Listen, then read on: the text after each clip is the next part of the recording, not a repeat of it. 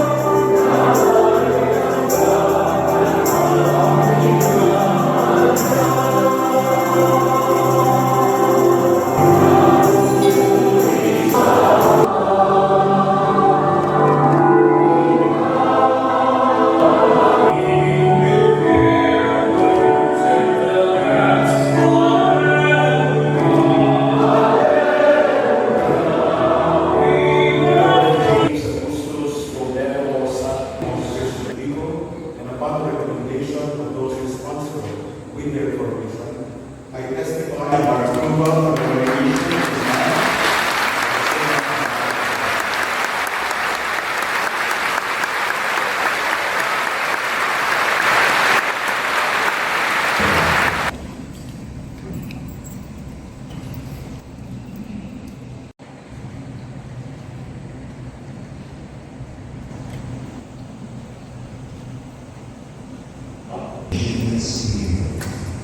I do.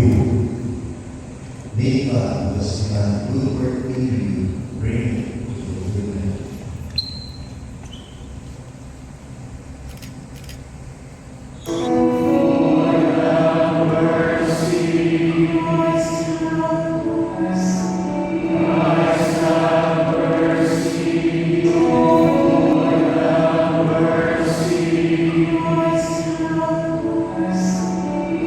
Christ have mercy.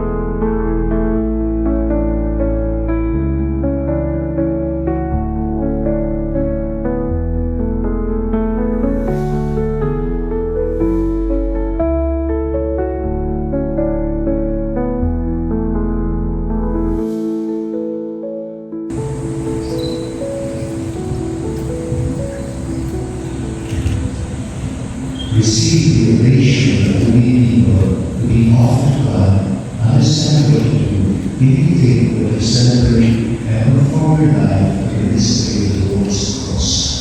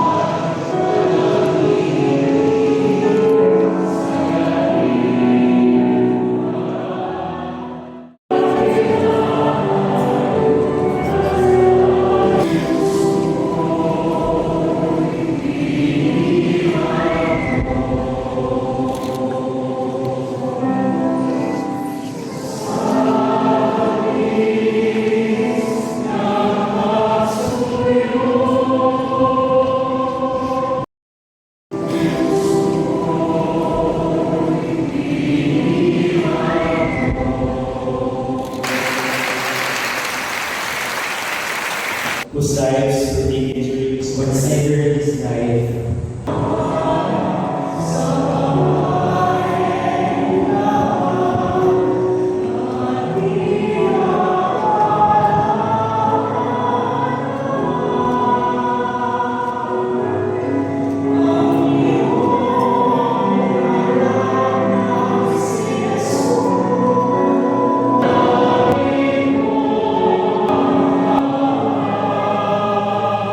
I mission you to Ignon Mission District, District Coordinator. O Maria Reina, Shepherds, to provide the living bread and the water. The Son, the Holy Spirit. Who in peace glorify the Lord the world. Thanks be to God.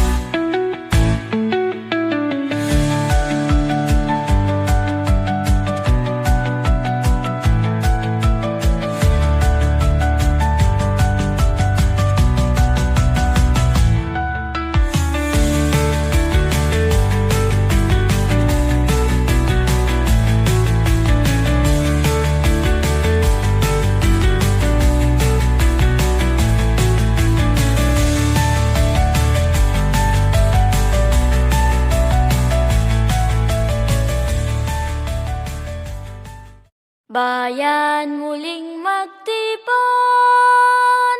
awitan ng Panginoon, sa piging sariwain, pagliligtas niya sa atin.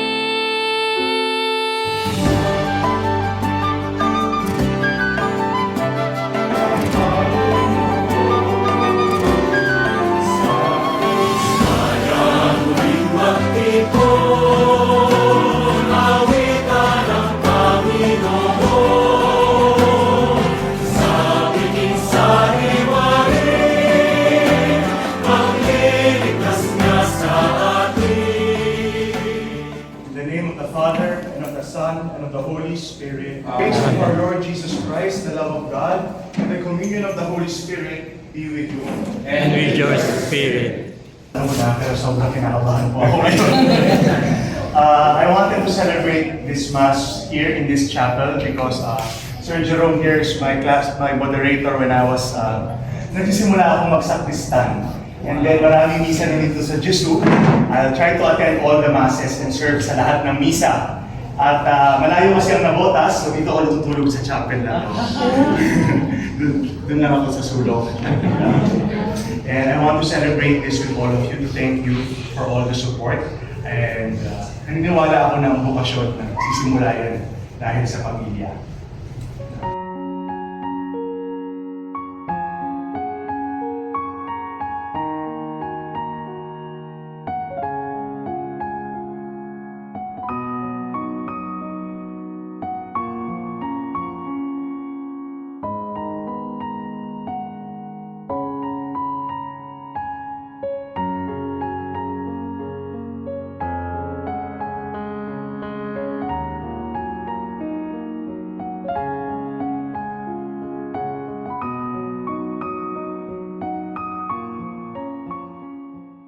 Ito ang unang misa, and nagkataon, Holy Trinity Sunday.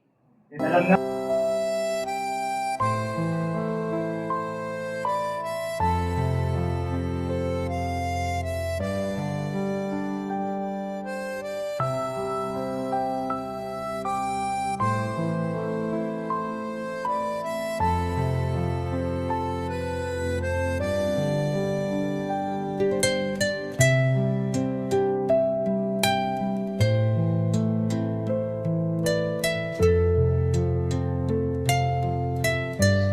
make holy, therefore, these gifts we pray, by sending down your Spirit upon them like the dewfall, so that they may become for us the body and blood of our Lord Jesus Christ.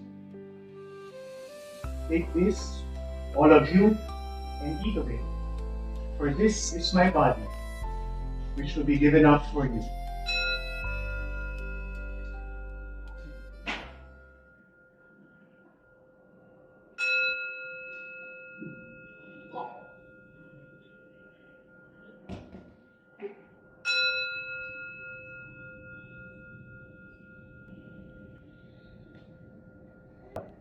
The blood of the new and eternal covenant, which shall be poured out for you.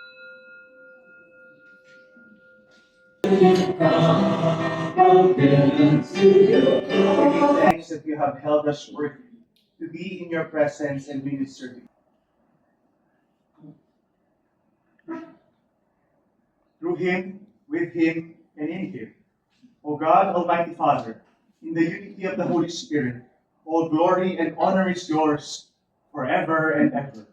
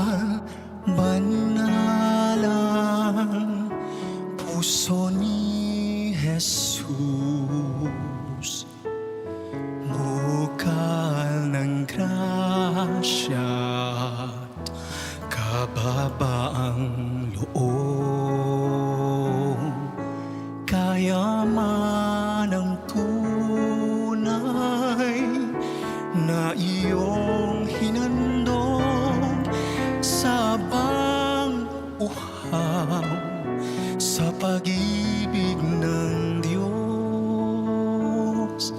Bunga ng iyong pagmamahal, dumaloy dugo mo't tubig upang ang mundo'y linisin sa pagkamakasarili.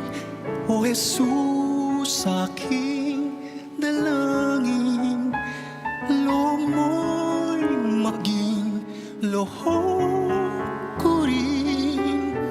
Ang tangi kong hiling, puso ko'y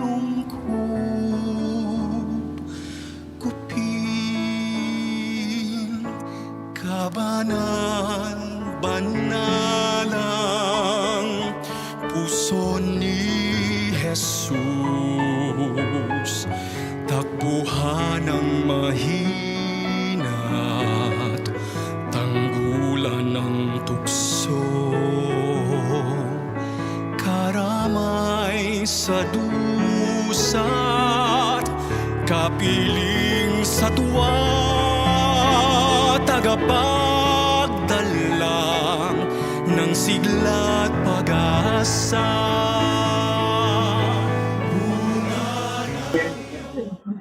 Maraming salamat po ulit sa lahat na alam ko patuloy nagdarasal sa akin, para sa akin. Because I don't think my human weakness and my human capacity can lead me to where I am. No? Pero dahil yun po sa dasal ng mga tao nagmamahal sa akin, sa pamilya, sa mga kaibigan. Kanina, hindi nyo nakita, may binibigay na tela sa nanay. Ang tawag po doon ay maniturjum. Yun po ang binabalot sa kamay after pahiran, buhusan. Sobrang daming pong binuhos na tumutulukan sila na pinampupunan sa kamay ng pari. Binibigay ito sa nanay ng pari kasi ito ang tradition, binabalot pang tuyo. Ang logic, bakit ang nanay ang unang binibigyan? Kasi si Mami ang unang naglinis sa akin bilang baby. Siya ang unang naglinis sa akin bilang pare. At ito, kung may mga kakilala,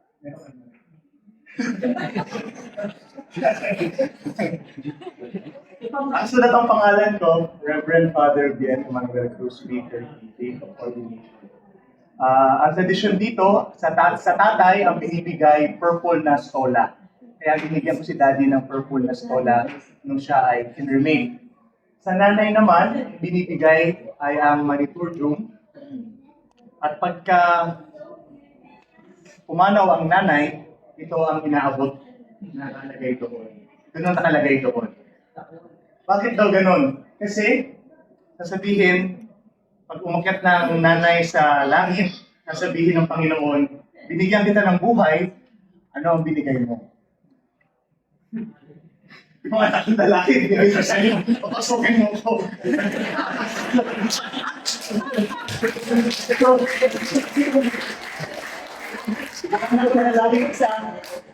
Binigay ito. Ticket. So siguro maliit na bagay, pero ito yung isang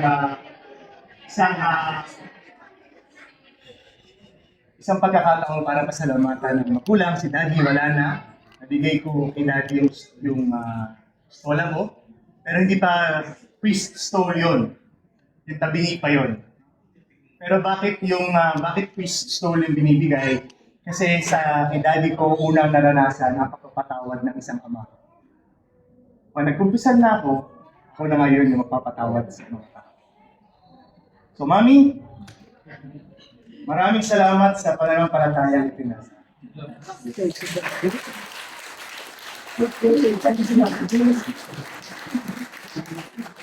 To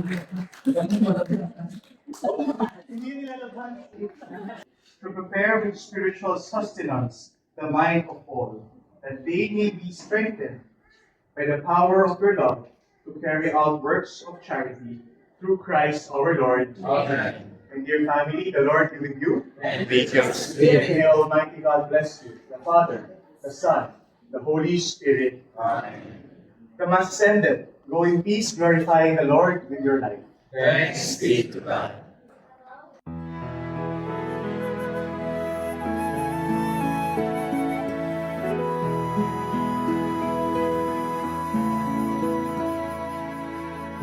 Do not let your hearts be troubled. Do not stay afraid.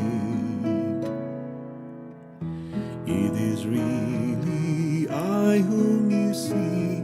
I offer you now my peace.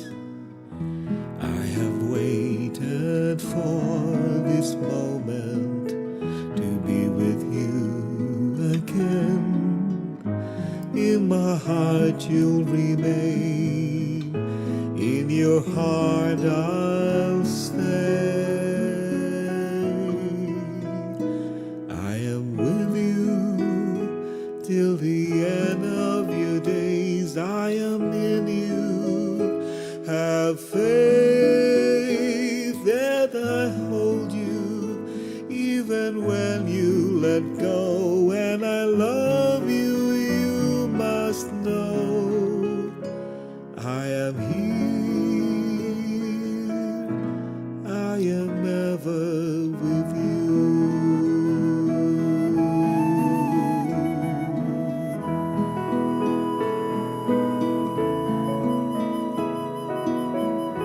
Do not let your hearts be troubled.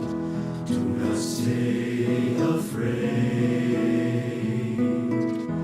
I'm beyond all anguish, all death. I'm risen to life anew. When you feel that you've been emptied and can give no more, know that I am your breath and I fill your soul.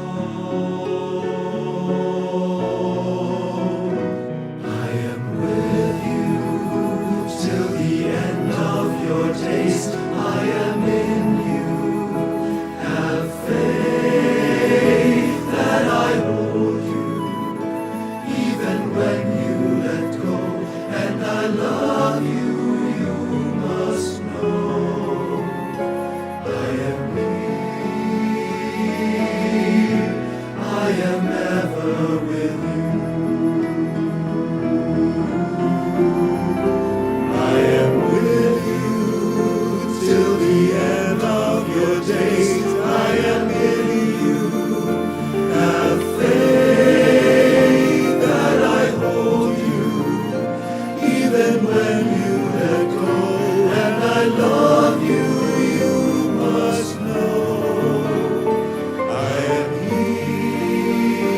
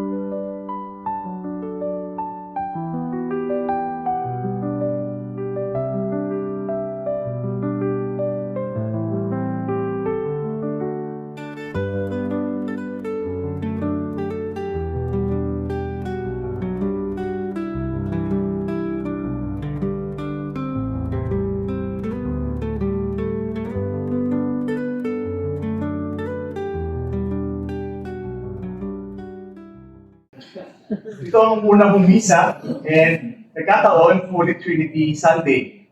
And alam namin, yung mga pare, alam ni Father Neo, na ang Holy Trinity, ang isa sa mga pinakaayaw namin, i-homely. Kasi napakahirap. Napakahirap. Ano ba ang pwede natin pag-usapan tungkol sa Trinity?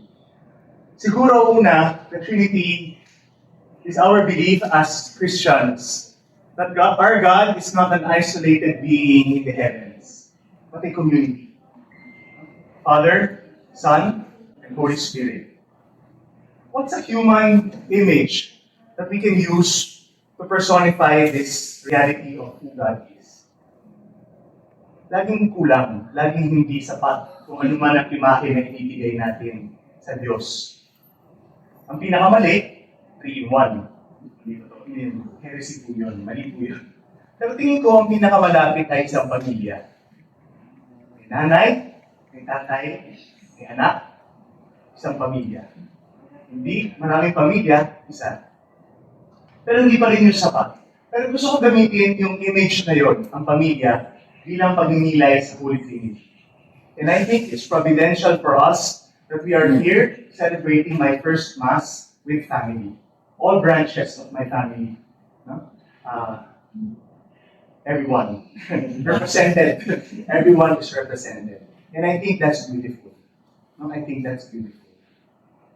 And I want to thank especially the Cruz family, no, sa pamilya ni Tita Nina, for giving me the chalice of Monsignor Cruz that I will be using after many years today.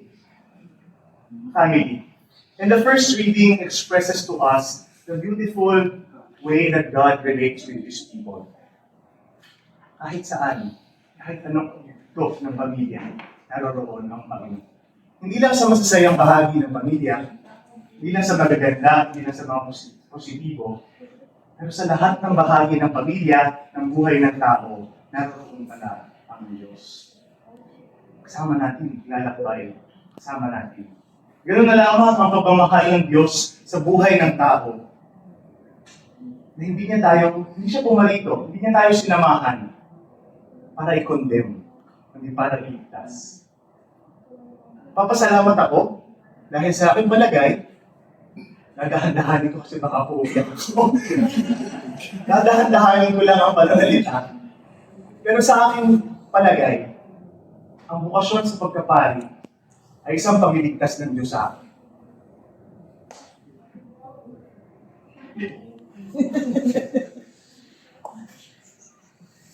Isa ito sa mga pinakamagandang nangyari sa buhay ko. At tingin ko, hindi naman ito lang parang bulat lang. Pero kahit sa pamilya. Kung paano kayo pinalaki, kung paano pinalaki ang mga lolo-lola, pinasa sa atin. At produce ng mga abogado, mga doktor, public servants, businessmen, businesswomen, lahat. Kapag-produce ng pari. Pero hindi yun dahil wala lang, kundi dahil yun sa ugali ng pamilya. Ganun na lang ang pagmamahal ng Diyos sa pamilya natin na binibiyayaan tayo. Nanais ko yun ang ating ipagdiwang ngayon. Yun ang nais natin ipagdiwang. Marami sa atin, hindi kailangan maging pare para maging banal. Sa pamilyang ito, doon ko nakita, maraming kabanalan. Hindi kailangan magpare. Bilang ama, ina, abogado, public servant, doktor, businesswoman, businessman, housewife, house-husband, kahit ano, teacher, lahat banal. Ganoon na lamang ang pagmamahal ng Diyos sa atin, na binibigay niya sa atin ang pakikilahok sa kanyang buhay ng pagka-Diyos upang gawing banal, hindi lang ang simbahan, kundi ang bawat lugar kung saan man tayo naroon.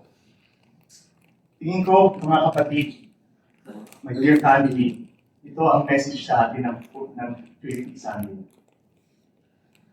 To recognize that because of our baptism many years ago, we have been grafted to the divine life of Christ. Lahat tayo, papartinan ng buhay ng Diyos. Lahat kayo, papartinan ng buhay ng Diyos. And we are called to exemplify that. Ang sabi dito sa Gospel, believe. Believe. Those who believe would have eternal life. And I don't think that the writers of the Gospel would say na believe is only intellectual. Hindi lang siya paniniwala sa isip mo. Kundi ang salitang ginamit dito ay mas malalim pa sa isip lang. Naniniwala lang ako. Kundi to believe is really to show it. Isa buhay ipakita. Napakarami sa inyo dito. Simula na lumalaki pa ako. Nakikita ko na, naniniwala talaga sa Diyos. Tumulong sa isa't isa. Matapat. Mapagbigay. Salamat sa lahat. Kahit pinasa niyo yun sa amin. Pag nakikita ko yung mga pamangkin, maliliit, tutuwa ako kasi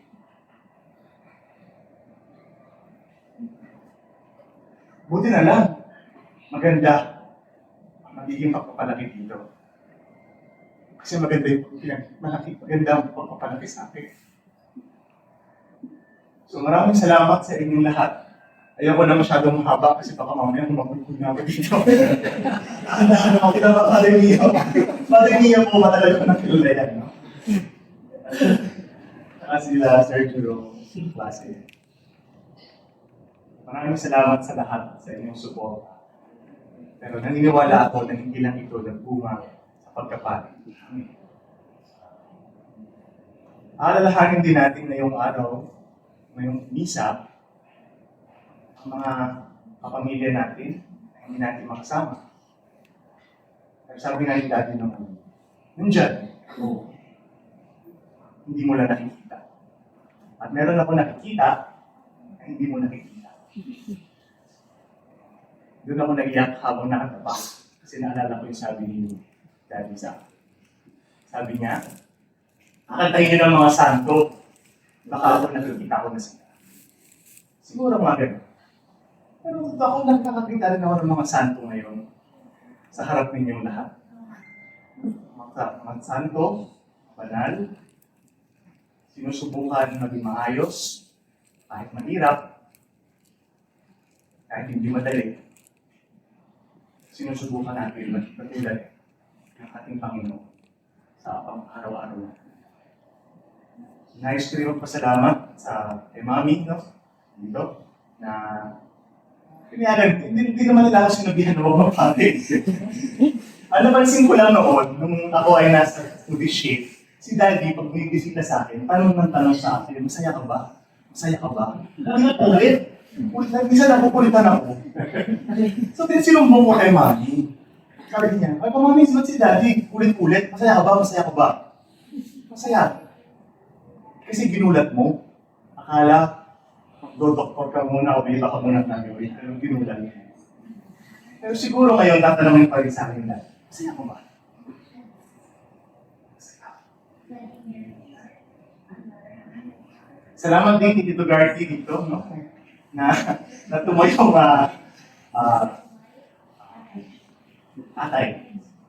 Yun ang sinabi sa akin ng mga noon. Si Daddy ay dying na. Sabi niya, hindi na ako aabot sa ordination. At alam niya na ang tatay ang bibihis. Pero sabi niya, gusto niya si Tito Gardy ang bibihis pag wala na siya. So, si Nikki pwede pa pumapare. Kasi kayo na pumunta. Pero yun lang. Siguro, nais ko na rin imbitahin lahat sa June 13, may Thanksgiving Mass tayo sa Navotas. Siguro mas maganda na ang sermon ko doon. Mas maganda na sila kasi hindi po ako nag-prepare, wala akong panahon para mag-prepare. Pero nais ko lang po pasalamatan kayo, aking pamilya, dahil pinasa niyo itong pananampalataya ito sa amin.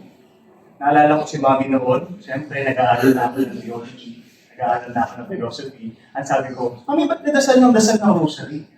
Sabi niya, oh, itong rosary na to, kaya ka nagpare dahil sa rosary na yun. Kaya tumaas yung grade ko. So yun, salamat po sa inyong lahat, family, for cultivating this atmosphere of love, of holiness, of faith. And it has borne fruit in my life, through the priesthood, and I'm sure it will bear fruit in the future sa buhay ng mga pamumuno. Dito mabubuhay na walang hanggan ng mga Kristiyano. So pagdasan niyo po ako, sa July 1 po ang flight ko, papunta ng Bukidnon, Northern Mindanao. Ako po ay Assistant Parish Priest ng Maria Reina ng Pulangi. Pulangi po yung ilog sa gitna ng Bukidnon. Ang mga parokyano po doon ay mga Dumat, Pulangiyon at Talaanbig, mga tribes po sila. And I'm also the I'm also the chaplain of the school for indigenous people. So pray for me. Unang trabaho natin ay assistant parish priest at chaplain ng dalawang eskwelahan doon sa bundok. Pagdasal niyo po ako, sana ang pananampalataya pinasa niyo sa akin. Ang pagmamahal na ibinigay niyo sa akin ay hindi ko rin sa bayan ng Diyos.